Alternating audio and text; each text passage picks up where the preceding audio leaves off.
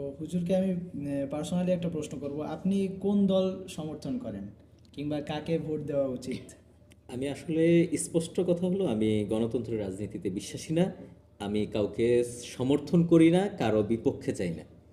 আমার একটাই পথ, একটাই পন্থা, সেটা হলো যেভাবে শরিয়া কায়েম হবে সেটাকে আমি মানি।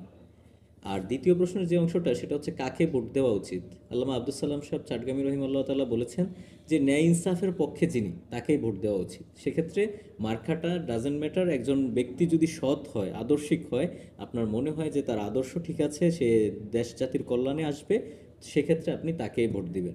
এবং যে কেউ ভোট দিতে পারবে না, আমাদের মতো নাদানরাও ভোট দিতে পারবে না। ভোট দিবে হচ্ছে একটা বিজ্ঞ ব্যক্তি, একজন শিক্ষিত ব্যক্তি, যারা সমাজ বোঝে। অন্যথায় তো গণতান্ত্রিক পদ্ধতিটা দেখেন, যদি 100 জন থাকে একটা অঞ্চলে, এর মাঝে 90 জন মদখোর, 10 জন হচ্ছে স্বচ্ছ।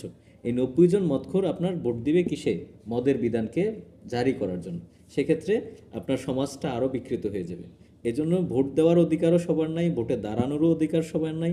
আর যদি দাঁড়ায়ও, তাহলে যে সৎ, আদর্শিক, ন্যায় ইনসাফের সাথে আছে, ইসলামের পক্ষে আছে, তাকেই ভোট দেওয়া উচিত।